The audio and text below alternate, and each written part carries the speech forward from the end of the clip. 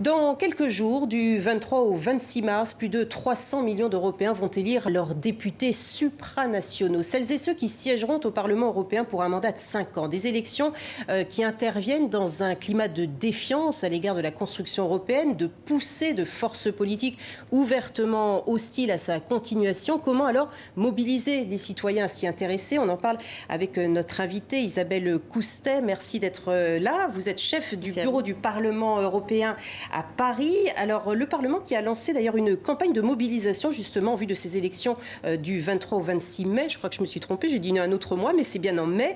Avec un film signé Frédéric Planchon, Choisissez votre avenir. On voit un extrait puis on vous retrouve tout de suite après. Certains disent que nous naissons seuls au monde.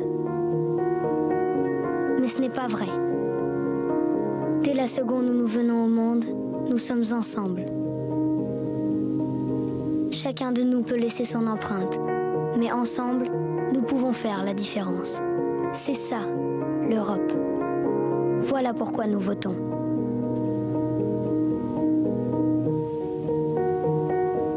Isabelle Coustet, quelle est l'idée derrière ce film ?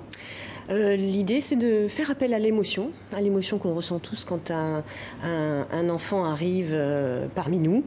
Ça, on peut être les parents, les oncles, les tantes. D'abord un peu l'angoisse, faire le parallèle avec le monde qui nous entoure et le changement de regard qu'on a sur le monde quand cet enfant arrive et notre responsabilité ou notre nouvelle énergie peut-être à vouloir changer ce monde. Et une des choses qui est en notre pouvoir, c'est de participer au vote. Alors c'est un film qui effectivement suscite énormément d'émotions. Moi je me disais, est-ce qu'à quelques jours des élections européennes, on ferait pas mieux d'être un petit peu plus pédagogique et d'expliquer aux citoyens à quoi servent les députés européens, même si ça n'enlève rien à la qualité du film? Bien sûr, mais on fait les deux. On fait les deux et la pédagogie, elle est lente à mettre en œuvre. L'Union européenne est jeune, c'est 60 ans d'Union européenne, 40 ans d'élections au suffrage universel direct. Je crois que les citoyens connaissent moins bien le système européen que le système national, ou en tout cas ils ont l'impression de moins bien le connaître. Donc oui, on travaille la pédagogie. Moi j'ai le sentiment que les journalistes, la presse française s'est beaucoup plus intéressée au pouvoir du Parlement, que maintenant aussi on se rend compte qu'il y a beaucoup de sujets qui sont traités directement par le Parlement européen. Donc de ce côté-là, il y a un effort qui est fait, mais 2 semaines avant l'élection, il me semble que faire appel à l'émotion pour l'Union européenne, finalement, c'est assez original et c'est un bon pari. Oui, pour qu'elle soit positive, mais il y a beaucoup d'émotions négatives en ce moment à l'égard de l'Union européenne. On dit qu'il y a 23% des Français, selon un dernier sondage IFOP, qui se disent intéressés par ces élections européennes. Moi, j'ai envie de Depuis le traité de Lisbonne, on dit que l'ensemble des lois européennes sont co-décidées à la fois par le Parlement et par les représentants des États. Si le citoyen européen se rendait compte de ça, ça le motiverait déjà. Je suis tout à fait d'accord avec vous. Un des principaux motifs de l'abstention, c'est je ne vois pas ce que ça va changer dans ma vie quotidienne, je ne comprends pas le système européen.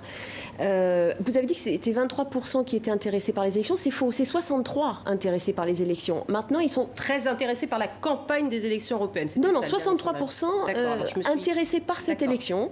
Mais c'est une élection qui a plusieurs facteurs.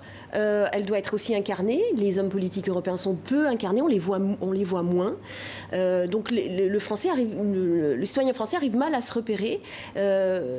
Et ça ne se traduit pas forcément dans l'acte d'aller voter. Il y a beaucoup de facteurs la crise des institutions.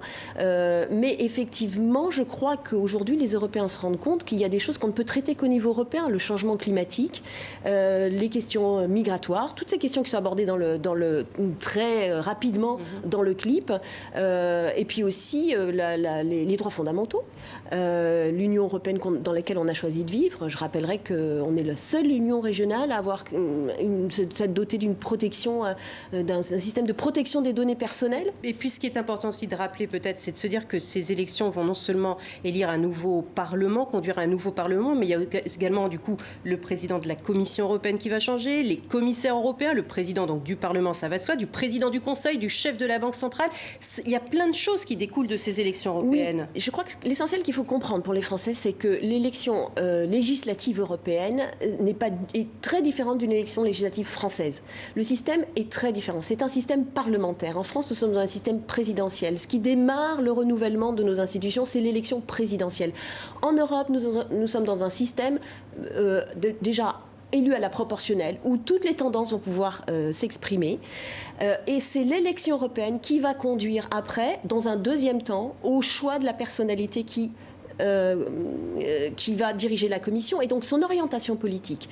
Ensuite, il faut comprendre aussi dans quel groupe politique vont aller nos députés français. Ils ne vont pas siéger en tant que Français, ils vont siéger, leurs différentes idées vont siéger au Parlement européen. Et c'est de cette majorité, de cette coalition entre différentes majorités, que sera ici l'orientation générale de toutes les institutions européennes. Donc ce que nous votons maintenant, c'est encore plus que des députés européens, c'est toute une orientation des institutions européennes pour 5 ans. Et donc, je pense qu'il est nécessaire d'aller faire son choix. Les options sont là, sont sur la table. Donc il y en a beaucoup. Le 26 mai en France, à partir du 23 mai dans d'autres pays européens. Merci beaucoup Isabelle Coustet d'avoir été sur notre plateau pour nous parler de ces élections cruciales. On l'aura